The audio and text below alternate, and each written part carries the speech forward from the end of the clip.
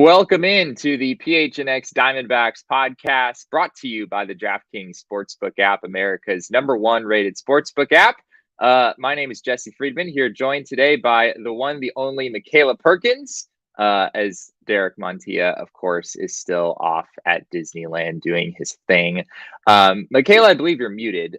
Just FYI, we will want to be able to hear you at some point on the show. I'm blaming that one on Jacob. It's Jacob's fault. He muted my microphone. Everybody, it's not my fault. There we go. Had to get that out there. The Diamondbacks just lost another one of those games, everyone. They lost this game 1-0. Merrill Kelly was outstanding for 7 innings. Ian Kennedy pitched a clean 8th inning. And then Mark Melancon came in the 9th inning and did what we've seen Mark Melancon do, unfortunately, quite a few times this season, as he takes his 9th loss of the year. Yeah, shocker to absolutely nobody. Mark Melancon blew another save. What? Technically, it wasn't a blown save. Wasn't technically a blown save. He just took the loss, but tomato. Took the L. Yeah. Took the L. Did not do what he was supposed to do. Did not get the win for the D-backs. That was a tough one to watch, especially considering how the rest of the series had gone. At least the Diamondbacks kept this game close. And then to win in the bottom of the 9th is obviously a heartbreaker. And it's also super disappointing to watch this series after they just swept the Giants. But of course, the Braves, they are better than the Giants. So you get what you get.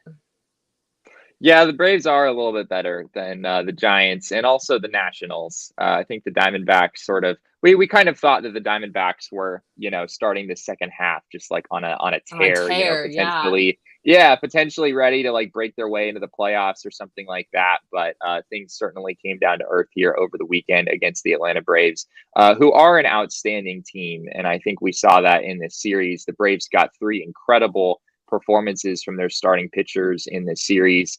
Also, Mac, I don't know how many of our audience members know this guy very well, but there's this guy named Austin Riley who plays for the Atlanta Braves, who is very, very good at baseball. I believe, if I'm not mistaken, with that double in the 9th inning to win the game, that was his 26th extra base hit in the month of July, which I believe in Atlanta Braves history, if I'm not mistaken, I believe the all-time record for extra base hits in a single month was Hank Aaron, who had 25 of them.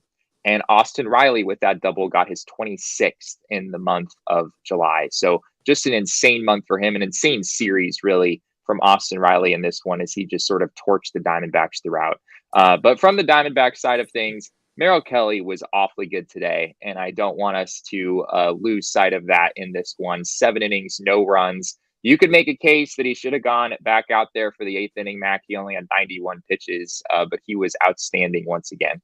Yeah, he was tearing it up out there on the mound. Like you said, he was super efficient. He only had 91 pitches through that many innings. And I would have liked to seen him go back out there, especially considering the usage of the bullpen in this series, especially in that second game, having to burn through a couple extra pitchers. So I would have definitely liked to see Merrill go back out there. He has been outstanding on the mound recently. And I think the game might have gone a different way if he had gone back out there, because I'm really tired of going to Mark Melancon and situations like this and just getting my heart broken, because I feel like I know the outcome when Mark Melancon takes the mound. Yeah. And like Josh Hunt in the comments said, I'm tired of like how many times do you have to touch a hot stove before you learn not to get burned or something like that. So yeah, I definitely agree when it comes to Mark Melancon. I think I've seen all I need to see. Josh, I'm going to need you to Photoshop Mark Melancon on the bullpen cart next to me, because I'm ready to drive the bullpen cart out, pick Mark Melancon up, and get him out of here. Yeah, I think I think it's safe to say you're not alone in that. Mark Melancon has 9 losses. I think Michael McDermott put in the chat earlier that apparently the all-time record, I want to say you said in the chat, was 10 losses in a single season for a reliever. Yeah, Michael said the last full-time reliever to lose 10 games is Scott Shields in 2005, although he had a 2.87 ERA on the season for an Angels team that went to the ALCS. So it is true that you can sort of like fluke your way into a lot of losses as a reliever. Your record is not necessarily like a great barometer of how good of a season you've had. But Mac, I don't think there's any questions at this point that Mark Melancon's 9 losses, unfortunately, they're genuine, and this fan base has felt every single one of them. Yeah, it's just, it comes at the worst time always, which is, I mean, it's pretty typical that that is usually what happens. But I'm done. I've seen enough. I've seen enough, Mark Melanson. Thank you for your services. Look for the bullpen car. I'm coming to get you. We're done. We're done. Yeah, it's probably safe to say the Diamondbacks aren't getting two calls about Mark Melanson right now as the Nope. trade deadline gets nearer and nearer, which is interesting because I think a lot of people looked at that move when the Diamondbacks brought him in. It was like, oh, here's a guy the Diamondbacks can hold on to for 3 months, and then they can trade him at the trade deadline and probably do pretty well. Unfortunately, that is not going to be the case, as Mark Melanson has really, really struggled so far this season. But enough of this negativity for a moment. Let's go to our king of the series, which actually was not Merrill Kelly, although I certainly understand if you had gone that direction. Jacob, I'm not really sure what this picture of Jake McCarthy is supposed to be. I feel bad we're like even putting that out there. But anyway, Jake McCarthy did have a good series. He was 5 for 10 with a double and 2 RBIs. And despite what that picture will show you, he was very poised in his first weekend with the Diamondbacks. As now he's sort of the everyday left fielder, which is still painful for a lot of people. For now, he is the everyday left fielder. Yeah, I guess we'll see. I guess we'll see if anything changes there. But at least so far, Mac, it looks like Jake McCarthy is prepared. Like he doesn't look overwhelmed by this new role that he's in as an everyday player for the Diamondbacks. Yeah, I was a little bit more concerned about Jake McCarthy earlier in the season. Obviously, he got sent back to Reno for a little bit there. But I think the one good thing, well, there's a couple good things, but one of the good things that came out of this series was the fact that I do feel a little bit more comfortable with Jake McCarthy being the full-time left fielder for now. He didn't really show me anything that I was like, oh my gosh, now we have a gaping left hole in left field and we're going to be screwed until we can figure this out. So I'm fine with Jake McCarthy for now, for sure. I'm impressed with what he did this series. And he also broke my heart this series when he did like the sad choo-choo train for David. Yes, oh my God, yes. I got a little teary-eyed. I was a little sad. But I am glad that Jake McCarthy showed up for the team when they needed him in that spot, because obviously everybody is heartbroken when David Peralta was traded to the Rays. So, yeah, you're right. He went 5 for 10. He had a great series, but undoubtedly the best thing that Jake McCarthy did over the weekend was do the little choo-choo thing at second base, which I believe we have video of that moment. There it is. Oh my gosh, that's just like, I'm not crying, you're crying. Right? We're all crying. I'm crying. Everybody's crying. We're cutting onions. There's dust in the air. We're all sobbing, crying tears. We are unwell. So obviously wish the best to David Peralta. I know you guys already covered this last night with your emergency pod, but I haven't had a chance to say anything about it. So very sad about David Peralta. Great human being. One of the kindest human beings I've ever met. He was so gracious to me when I was an intern with the Diamondbacks. Definitely meant a lot to the organization, and will definitely be missed. So I hope he has all the success at the Rays, and I wish him the best. Well, I believe he just got his first hit with the Tampa Bay Rays a few moments ago. I think he went 1 for 4 in his debut with them playing left field today. I think he was batting 5th for the Rays. So yeah, we're excited for David and the opportunity that he has to contend for something meaningful, which unfortunately, Mac, it looks like the Diamondbacks are not going to be doing. People were all excited about the fact that they were only 6.5 games out of the wild card picture as of a few days ago. That is now up to 9 games after this series sweep at the hands of the Atlanta Braves. So not great there. Let's take a look at our by the numbers graphic just to kind of see a little bit more what went down in this series. I know this is going to be painful. We won't stay here for too long, but oh my gosh, the Atlanta Braves, a 0.92 ERA for their starting rotation in this series. It was Kyle Wright in the first game, and then yesterday we saw Ian Anderson, who was outstanding, and then of course Max Fried was incredible in this one. And across the board, the Braves were just great in this series. The Diamondbacks on the other side, the pitching was okay, as you can see. The starting pitching ERA is only 4.24, which is mostly because of what Merrill Kelly did today. But all in all, the Diamondbacks just got completely outperformed in this series, and that has a lot to do with the Braves pitching. Yeah, there really wasn't much to look forward to this series. The Braves got in there, they did what they needed to do, and they shut it down. Like you said, their pitching was incredible. I mean, there really isn't much you can fault about their starting pitching, where that is definitely not the case for the Diamondbacks. Madison Bumgarner and the Calebs just did not look great. So I actually have a conspiracy theory. I Oh, think I think Madison uh-oh. Bumgarner went out there and pitched like that because he is dying to stay with the Diamondbacks and just wanted to decrease any possibility that he might be moved. And it was like, I'm gonna go out there, put up a stinker, and any interest that there might have been, even if it was a slight interest, is gone. So that's my conspiracy theory, and I'm Hmm. sticking with it. Yeah, I guess, you never know. He was not particularly good in that game, that's for sure. I don't believe Mad Bum recorded a strikeout in his outing. 6 innings, 4 runs, he gave up like 8 hits and walked a few as well. So he was not great. And then we also saw Corbin Martin in the series yesterday, or in the game yesterday, who was also not particularly sharp in that one. I think he was better than he was his last time out. He gave up 4 runs, which is actually more than he gave up in his last start, but there were some better signs. He was throwing more strikes. He had 6 strikeouts. I think he only walked a couple. So a step in the right direction for Corbin Martin. We'll have to see if he stays in the rotation for the Diamondbacks, though. I'm not sure if that's decided yet at this point. I would not be surprised if he didn't. I'll just throw that out there. Yeah, Corbin Martin's a tricky case because we know the Diamondbacks have a lot of faith in him. I mean, he was like the headliner, right, in the Zach Yeah. Greinke trade, at least at the time, which it doesn't really feel like that now because Josh Rojas has sort of stolen all of the headlines in that trade because he's been a really, really good player since the Diamondbacks got him. Yeah. But yeah, Corbin Martin is a guy the D-backs definitely want to at least give a shot. So the leash might be a little bit longer there, Mac, than you might initially think with someone who came up and has not looked very sharp in Yeah. 2 starts. But we'll have to I see. won't get the bullpen card out quite yet. We'll give him a little Okay. bit more time before I go get the bullpen card. Very kind of you. Very kind of you. Yeah. Other than that, in this series, though, I think the Diamondbacks just ran into what is a very, very good baseball team. I Yeah. mean, the Atlanta Braves just won a World Series for a reason, right? I mean, their lineup is incredibly deep, and I know Freddie Freeman isn't in there anymore, but Matt Olson is a pretty darn good replacement for a guy like Freddie Freeman, who sort of feels irreplaceable, but they got Hmm. pretty close to doing that and getting a guy like Matt Olson.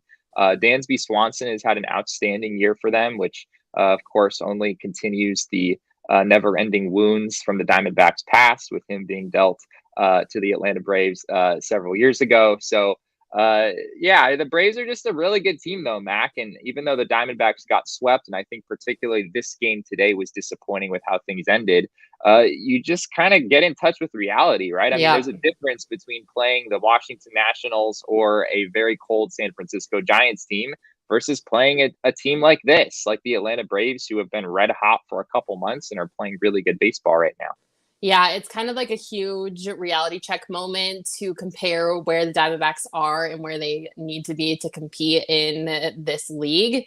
So it's a hurtful reminder that the organization still has a ways to go before they're competing with a team like the Braves. Obviously, that's what they're building towards and will hopefully be in the near future. But right now, it kind of, this series especially, because like you mentioned, they were only 6.5 games out of the wild card spot before this series, and now they're 9 games back. So it kind of was a deflating series because it took the wind out of our sails with wild card hopes. It was a reality Yeah. check as to where we're at compared to other teams in the league. And it kind of just was like a slap in the face, like, hello, you guys are not that team quite yet. So definitely was a bummer. And I don't think now that any shot at the wild card is going to be realistic. So definitely a Yeah. bummer. But on the other hand, though, I was actually mentioning this as we were preparing for the show. I'm kind of glad almost, don't come for me, Diamondbacks fans, that this is Uh-oh. how it happened because I'm the most optimistic,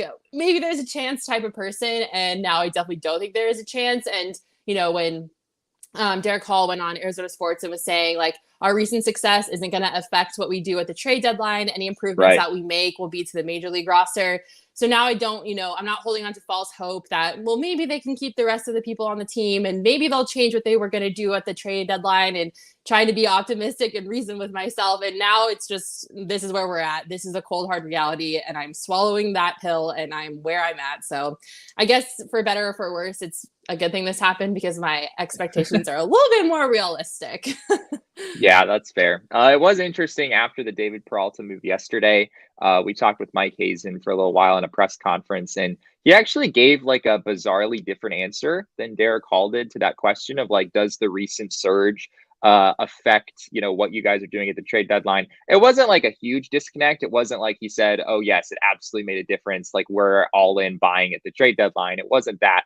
But he did say that it made a little bit of difference. I think that was like his exact words. And he talked about how he's tired of losing and how he really has like he doesn't want to strip the team down. He doesn't want to be in a position where he's selling off pieces rather than trying to buy pieces.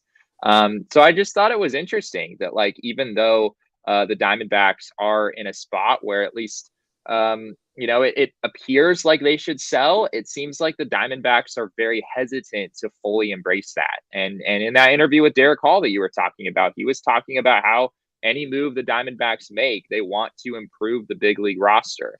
And I know people are kind of questioning the validity of that statement after trading David Peralta for a 19-year-old catcher, which I understand. I don't think that's the specific move they were talking about, but I don't know, Mac. It's just interesting, kind of these different signals that we're getting from the Diamondbacks front office, and I think their unwillingness to embrace like being an all-in seller at the trade deadline. It doesn't seem like that's the direction they want to go. Yes. Thank you, Jesse. You literally read my mind. I have been saying this for years. I'm not even kidding you. Since like 2018-ish, I've been saying the Diamondbacks have been doing this weird half in, half out retool instead of rebuild, not committing to fully rebuilding, trying to be competitive while they're retooling. And it drives me nuts. Like, pick a freaking lane and stick to it. Like, I'm tired of mediocrity. I'm tired of losing. And it's just like heartbreak after heartbreak with this organization. Like, I thought I had it pretty bad when they traded Paul Goldschmidt, but then my heart broke even more when they traded David Peralta. And like, I understand the reasoning behind it. I get it. Trust me, I do. Like, behind the contracts, behind the years that were left, behind building for the better future. I understand it, but it sucks. Like, and I really hate the fact that they've done this weird half in, half out retool instead of rebuild thing. And it just like, it doesn't, I was hoping that this trade deadline would provide a little bit more clarity as to like which direction the organization is going, but I just don't get it. I don't get the David Peralta trade. I don't get the pieces that we got, or the piece that we got in return. Like, I don't understand. Like, I just don't understand. I don't get it. And maybe I'm not supposed to get it. Like, I'm obviously not running a front office of a baseball team, but I'm tired of the mixed messages. Like, pick a lane and stick with it. Either fully rebuild or like whatever else you want to do, but just pick a lane. And I'm so it's so frustrating. And I understand why D-backs fans get frustrated because we haven't seen any tangible results yet. Like, I guess the best thing I could point to is Zach Gallen coming here, but Jazz Chisholm was also on a tear. So like, what would have been if we had Jazz Chisholm, because Nick Ahmed's always hurt. You know what I mean? Like, it's just like so frustrating. Like, we haven't seen any fruit of our like suffering yet. And I just want to get to the point where like, I'm not questioning what is going on with this organization. Yeah, I mean, if you're expecting the black and white, like buying or selling, like pick one door or the other, you're not going to get it with this front office, right? Like, that's not really how they operate. I guess they sort of did last year. I mean, when they were like miles and miles out of the playoff picture, they obviously weren't going to like buy pieces at that point. But yeah, anyway, this front office definitely has, I don't think you're the only one, Mac, who's asking some questions right now. But hey, speaking of being tired of mediocrity, you should go over to gophnx.com and get yourself a membership where you will never find any mediocrity from us here, as I can't even pronounce words here at PHNX. Go over to gophnx.com. Get yourself a membership. We would love for you to become a member of the family. And when you do, you will either get a free t-shirt from the PHNX Locker or your first month for just 50 cents just for signing up.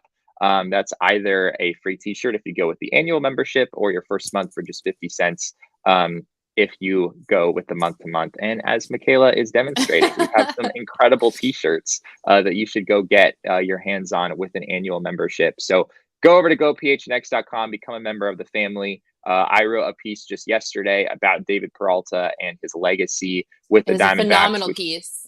I don't want to hype Jesse up too much because he won't hype himself up, but it's so good. So good, Jesse. You killed it with that article. Appreciate it. So yeah, go ahead, check out that article. And of course, we have Craig Morgan, we have Gerald Bourget, we have Owen Evans. We have a number of fantastic writers over at gophnx.com bringing you a written side of our content that you don't always get here on the show. So be sure to check that out. Mac, I want to talk a little bit more about David Peralta and just his legacy here with the Diamondbacks. I know I had Jacob with me yesterday, but maybe you haven't gotten a chance to fully express your thoughts on this move and just what he meant to this organization. I know you and Shearston were talking about Peralta and the possibility of him moving on the Phoenix Sports Pod just a few days ago. This is tough. I mean, I think a lot of people are taking this pretty hard.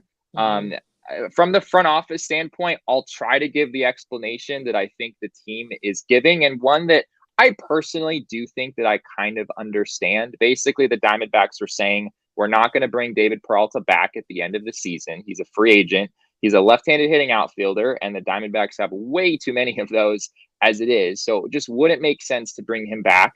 And so I guess you'd rather get something rather than nothing.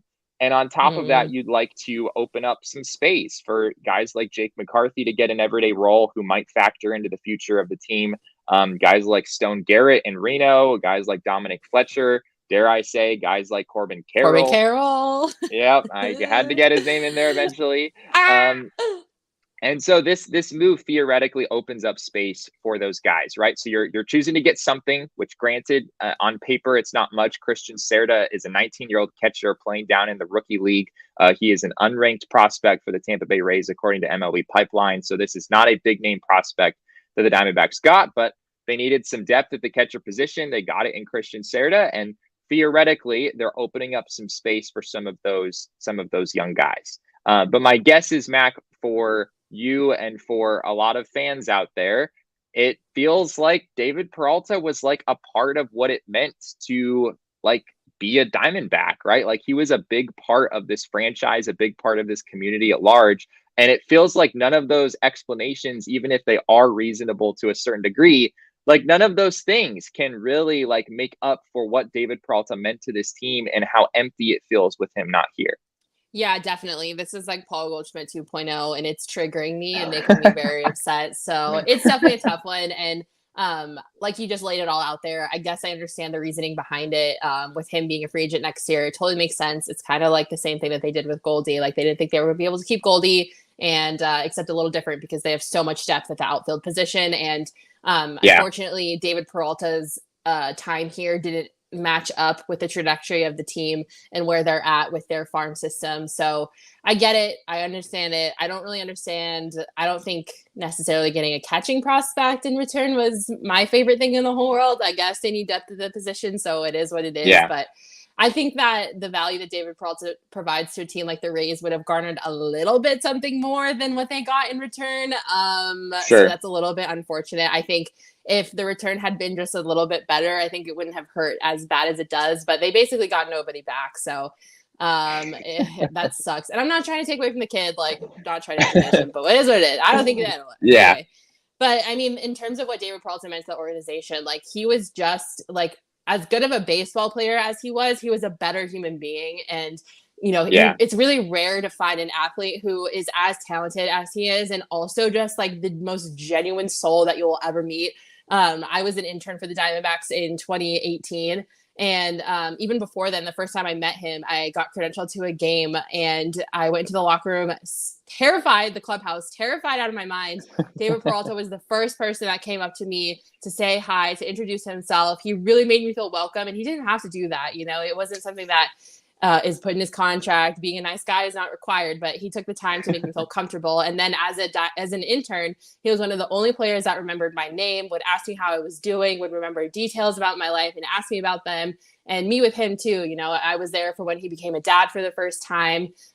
So he's just a special human being. And I know that fans get a glimpse of his personality when they interact with him out at events or at games, but to really like get to be that close to him and to like know him as a person, like I can't say enough good things. And I swear to God, I'm not just saying that. Like, he is a gem of a human being. He would go out of his way to make anyone feel comfortable. I know Danielle, who's the photographer for MLB and does Diamondbacks games, like, also has a very special story about David Peralta. And I think it just shows that he touched so many lives in so many positive ways. And he was always the first to be at community events, always giving back to the community, really invested in his surroundings and the people that were around him, and just the definition of a franchise player and like what an athlete should be for the city that he plays for. And of course, also being very talented and having the best personality, giving us iconic moments like the Greinke choo choo, like, you know, it just a gem of a human. So I'm really sad to see him go. I think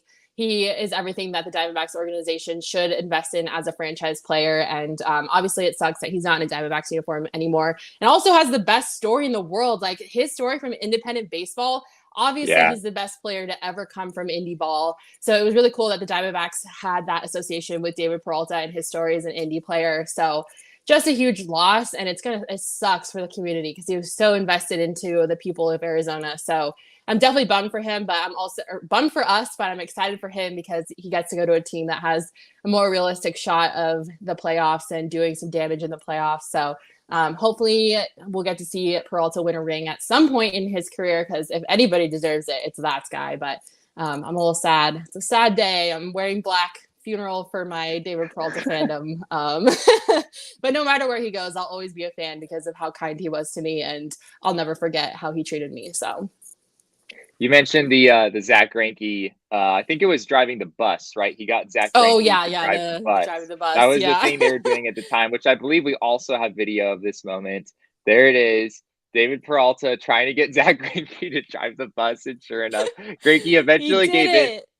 It was incredible. Literally the only time we ever see Zach Greinke personality, and it comes from David Peralta, of course. But Todd saying I have too much experience with these trades. Yeah, freaking tell me about it, dude. I'm tired of this. I'm done being on the side of the trades. Like, it is heartbreaking. Yeah, there have been a few too many trades like this. I think everyone can agree in the last 5 or 10 years with this franchise. Just a lot of players that people really enjoyed, not just, you know, what they did on the field, but what they did off the field, like you were saying. It really stuck out to me how David Peralta was like you could just tell in some of his exit interviews how sad he genuinely was to leave this organization that has invested a lot in him. I mean, the Diamondbacks, independent league scout Chris Carminucci, I want to say is his name. They texted nonstop when David Peralta was playing in the independent league. That's how David Peralta wound up with the organization. And that was more than a decade ago. 2011 was when David Peralta started playing in independent league and when that relationship formed. So it's really just wild that the Diamondbacks have been able to find such a gem. I mean, out of the independent league, you know, where a lot of times guys don't get major league opportunities once they're an independent league, once they're an independent ball, but somehow David Peralta has found his way there. So yeah, we really can't say enough about the freight train and just what he means to this organization and what he means to the city, Mac. I mean, it's crazy how big of a part of this city and just the brand of the Diamondbacks that he's been. Yeah, you hit the nail on the head, Jesse. And in a way, it's like it's just I'm gonna try to get over it, but I don't know if I can. It's gonna be fine. Everything's gonna be fine. It'll make it all better if Peralta wins something. So there you go. Well, if you want to just forget about it, Mac, our friends over at OGs, I'm sure could help out. I believe there was an event yesterday at the Maya Day Club. Did I miss it again? Derek's going to be so mad at me if I did. Yes, Jesse, you missed it again, my guy. Where were you? Yeah, there you go. Well, not surprised. David Peralta got traded, so I had work to do yesterday. That's you know, fair. there was a lot. You weren't in an intoxicated state at a pool party when that happened. So everything happens for a reason. That's fair. That's fair. Yeah. But yes, go check out our friends over at OGs online at ogsbrands.com and on Instagram at ogsbrands. You can also find their products at your local dispensary. Must be 21 years or older to purchase. Mac, I believe they just launched their first ever limited edition seasonal flavor, which is pina colada, a perfect pineapple and creamy coconut blend. Can you speak to this flavor and I your? can. Yes. Yes, it is so good. It's literally perfect for summer. When you think of summer, you think of pina coladas. So I couldn't think of a better flavor to have for summer. It's not my favorite. It's a very close second. The orange creamsicle is my favorite flavor, but pina colada is like right up there. It's so good. I can't recommend it enough. They have the 10 milligram options in indica and sativa, or they've got the microdose options in the 3 milligram if you don't want to like jump off the THC cliff right away, which I definitely Sure. recommend if you're new to the whole experience. But I can't say enough good things about OGs. They make moments like David Peralta getting treated a little less anxious. There you go. There you go. I also want to give a shout out to our friends over at Four Peaks. Of course, we were at their 8th Street Pub in Tempe on Wednesday doing all of our live broadcasts. Had an incredible experience out there, Mac. I got to try the chicken tenders for the first time. I know they're a brewery. I know they're a brewery, and like the food is not like the main thing that people are going to Four Peaks for. But for me personally, the chicken tenders, they lived up to the bill. I was very impressed. The chicken tendies to die for. I could literally eat my body weight in chicken tendies and still not get tired of them. Mwah, chef's kiss. They also have just an incredible food menu in general. I got to try a bunch of other things that were so good. But you know, the beer is incredible. You can't forget about the beer. Hazy IPA is my favorite. Jesse, what's your favorite? Which one do you like the most? You know, I've only had a couple of things. I believe I had the Joy Bus something Yes, or wow other. wheat. Oh, Wow so Wheat. There you good. go. Yes, as you can all tell, I am an aficionado when it comes to alcohol. I know everything there is to know. No, that is definitely not true. But the Four Peaks products that I've tried, I have very much enjoyed. So absolutely check them out for sure. Mac, the Diamondbacks have a series coming up against the Cleveland Guardians, another pretty darn good team. I believe we have the upcoming schedule here that we can display on the screen. The Diamondbacks have the Guardians coming up, and here we go.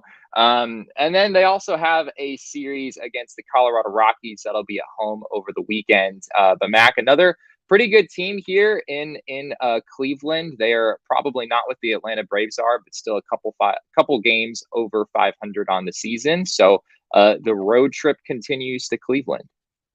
It sure does. And I also have a feeling that the Diamondbacks aren't done with making some trades before the deadline on Tuesday. So it's going to be interesting to see what lineup they roll out with maybe some missing pieces, what rotation they go with maybe some missing pieces, who they call to the bullpen with maybe some missing pieces. So it's going to be interesting to see how that series plays out. I really don't think they're done yet.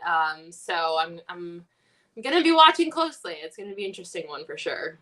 Yeah, it's like people will be watching the games against the Cleveland Guardians, but they're probably going to be like more watching Twitter and like Jeff Passan's account and like Yep. trying to figure out if the Diamondbacks are planning on making any more moves. Which on that topic, a few names. We'll just kind of talk trade deadline here for a little bit since it's only a couple days away. The names that I'm looking at, Mac, and this is I tried to put this in order of likelihood of being dealt. This is what I have. I have Ian Kennedy. I would say he is the most likely, just given the fact that he's a veteran and he's 37 years old. He has I believe he has a team option for next year. So whatever team acquired him would have the option to bring him back next year if they wanted to. So that's certainly a possibility. Joe Mantiply is next on my list. The price tag's going to be much higher, which is why I'm a little bit less confident that this happens, that the Diamondbacks get what they want. But it's certainly possible. After that, I have Zach Davies, who is injured right now, which is a little bit of an obstacle, but he's had a good year for the Diamondbacks, certainly a name that could draw interest. And then I have Christian Walker, Merrill Kelly, and Madison Bumgarner, none of which, frankly, do I think are particularly likely to get moved. But we'll have to see how things turn out. MadBum's performance. Oh my God. Yeah, that probably did not help things. But Mac, I'm curious. I want to ask you. Yes. We know about the conspiracy theory at this point. It makes perfect sense. I want to ask you, though, the same question that I asked Jacob yesterday, and then I asked Jeff, our special guest, on Thursday. If I were to set the over-under on number of players off the Major League roster that the Diamondbacks trade at the trade deadline, if the over-under is 2.5, obviously we already have one in David Peralta. The over-under is 2.5. Are you taking the over or the under? What do you think? I'm going to take the over for sure. I think the Diamondbacks are in a little bit of a weird position, and I wish I had a better picture of what is going through Mike Hazen's head right now. But I think after listening to Derek Hall say any trades they make is going to be to improve the major league roster, and then I guess what you were saying from what Hazen was saying in the press conference yesterday, I'm getting a lot of mixed messages. So it's kind of hard for me to get a read on really truly where this organization is at. I mean, Sure. if I am this organization, I would maybe want to offload some of like the older players that don't necessarily match up with the timeline of where this team is at. So, Ian Kennedy being one of them. I wish they could offload Madison Bumgarner. Oh my God, I would pay a team to take Madison Bumgarner at this point because they would have to. His contract is horrible and he is not producing to the level of what his contract dictates. Obviously, I don't think that's going to be very likely because I don't know what team would want Madison Bumgarner. I'm sorry if there's any Madison Bumgarner stands out there. I'm basically just pooping on your guy. But I don't really understand where this organization is going. Like, they could trade a guy like Merrill Kelly, but Merrill Kelly is so good, and they would obviously get some better prospects for him. But Derek Hall said they're not interested in getting prospects because their farm system is so loaded still. So I don't know what kind of return you would get for a guy like Merrill Kelly that would interest the Diamondbacks, because I don't think they really necessarily looking to restock. They're definitely not trying to restock their farm system. So at this point, I genuinely don't know. I mean, I guess you could always use more pitching prospects, especially considering with how the Diamondbacks develop pitchers. But yeah, it's just tough. And I wouldn't want to trade Joe Mantiply because I know you don't necessarily invest all your time and energy into the bullpen, but it's so hard to find a guy like Mantiply. And if you're not paying him a crap ton of money, I don't understand why you wouldn't keep him and just ride out whatever talent he has in him with the bullpen. So I don't necessarily agree with trading Joe Mantiply. I know that that's probably a player they would get more return for. Same with Merrill Kelly. I wouldn't really want to trade either of them.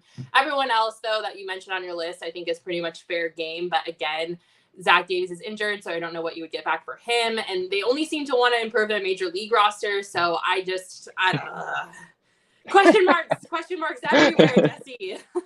Yeah, no, it's pretty hard to say. It seems like some people in the chat said over, some said under. I think James Outwood said under with an interesting explanation. He expressed concerns about a youngster. He said, "I'm feeling a bit of dread that a youngster might go." So that is certainly possible as well. Maybe it is that the Diamondbacks only deal 2 guys off of the major league roster, but maybe they trade a minor leaguer who's relatively close to the majors. Based on what we've heard from the front office, I really wouldn't rule that out. As weird as it is for a team that is 9 games out of the playoff race and probably not going for it this year, I think it is entirely possible that the Diamondbacks do move some of their minor league talent. Of course, in return, they're not looking for a rental. They're not looking for someone who's only under team control through the end of the season or through the end of next year. But it's possible they could swap a prospect that they have right now. Maybe a young outfielder, just because they have so much depth there. Maybe they swap. Yeah, maybe they swap a young outfielder and go get a young third baseman, or go get a young, maybe they find a young starting pitcher, a guy who fills a need that they have elsewhere in the organization. Yeah, I could definitely see them doing that. I think that makes more sense for the direction that this team is trying to go with, trying to be competitive in 2023 and 2024. So that definitely makes more sense to me. But yeah, geez, I will say though, everybody get your seatbelts on, buckled, and tightened for this trade deadline, because I have seen multiple reports from baseball insiders who have talked to some MLB execs around the league saying this trade deadline is about to get crazy. And I'm talking blockbuster trades that we haven't seen in a while. So obviously those are just reports from some insiders around the league. Take that for what you will. But if I were you, I would keep your hands and feet inside the vehicle at all times and make sure your belt is tightly buckled, because this trade deadline is supposedly going to be one of the craziest we've seen in a while.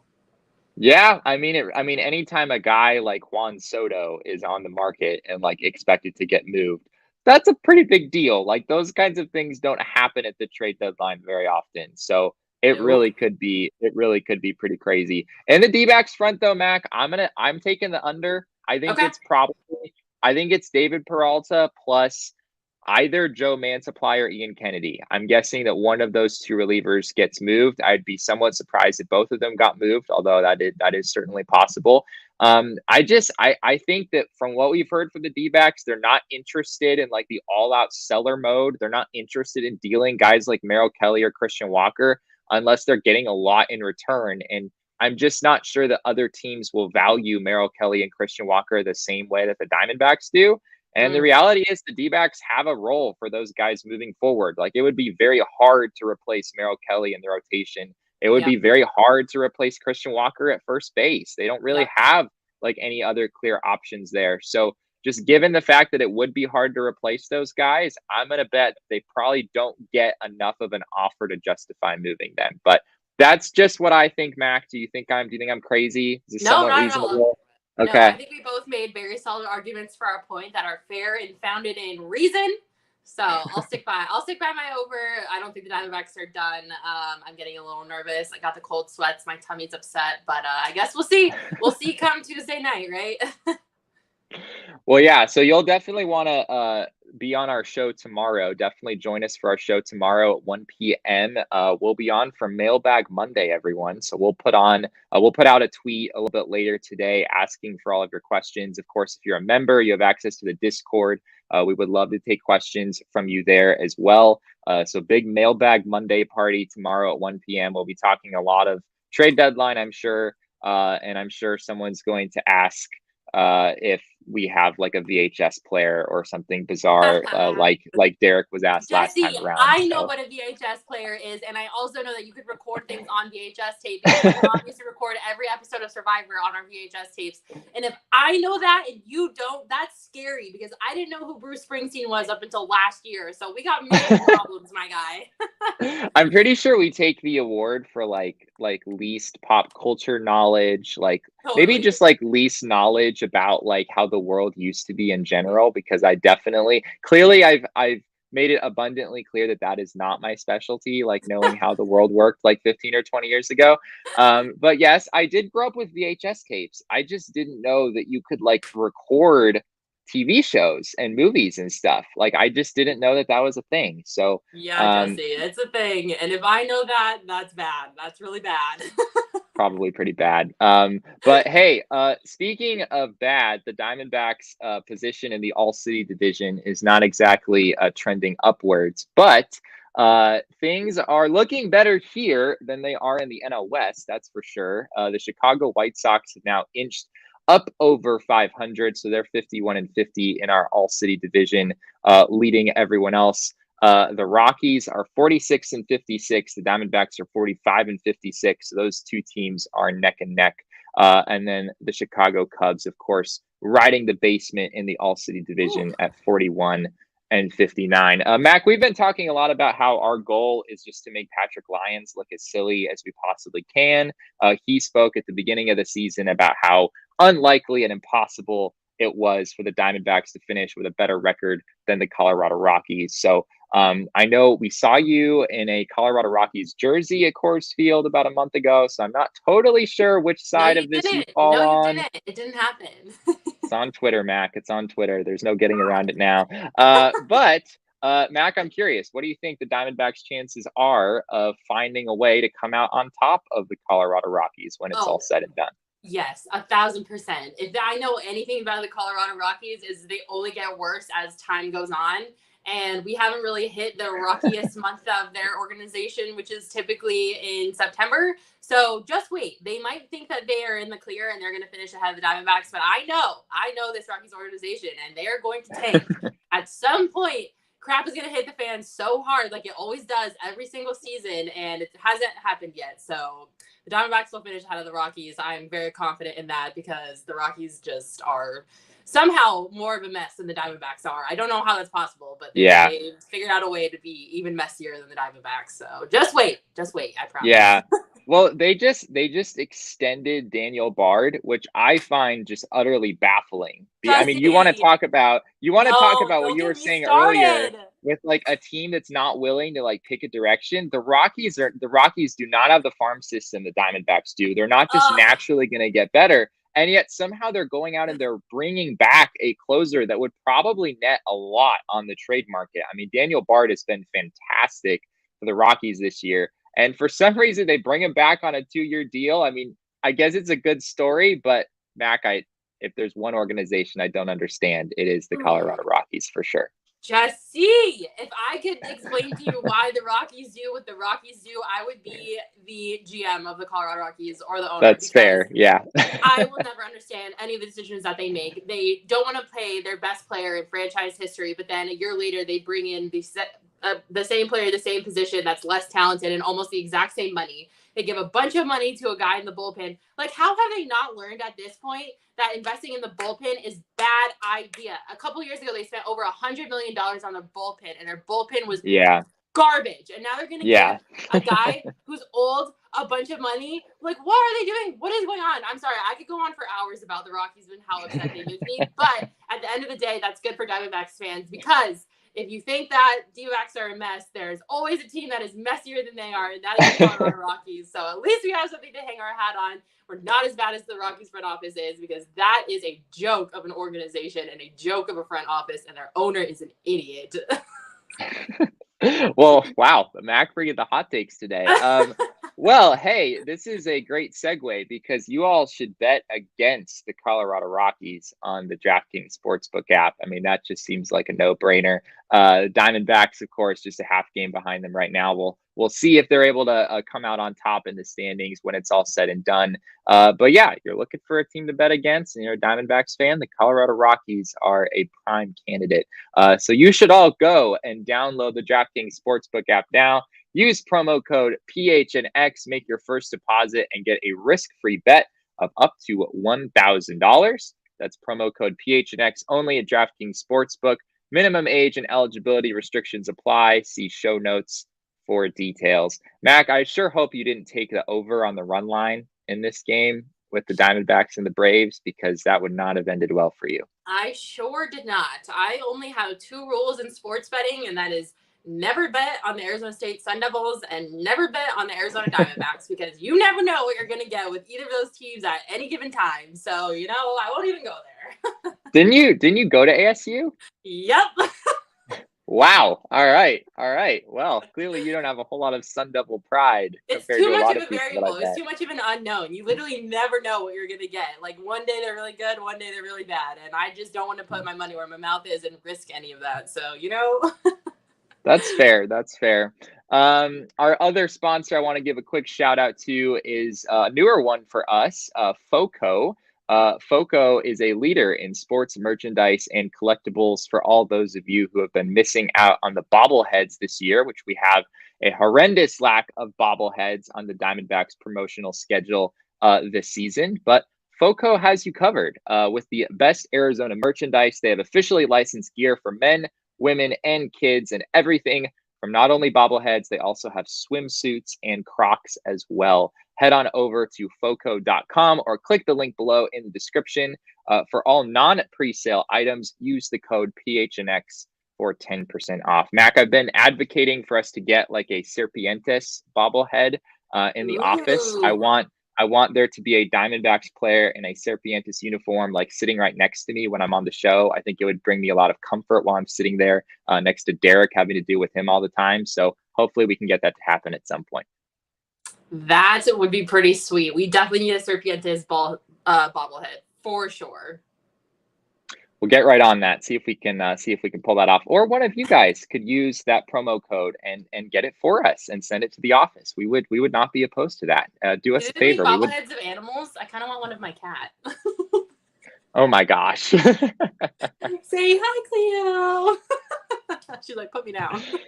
I don't know. Yeah, we'll have to ask our friends at FOCO if they do bobbleheads of cats. I wouldn't be particularly optimistic. I would buy that so fast. Oh my gosh.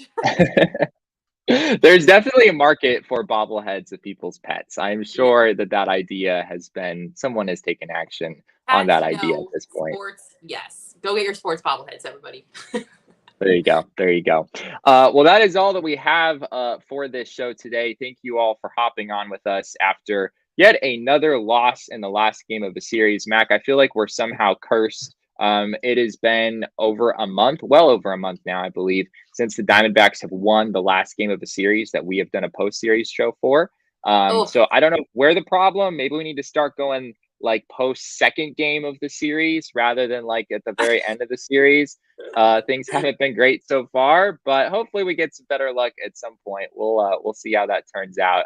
But once again, thank you all for joining us. We have Mailbag Monday coming tomorrow at 1 p.m. That'll be live right back here on the PHNX YouTube channel. So be sure to check us out. We would love to see you then. We can answer questions that you put on Twitter or Discord in advance, or we could also answer questions that you give us live.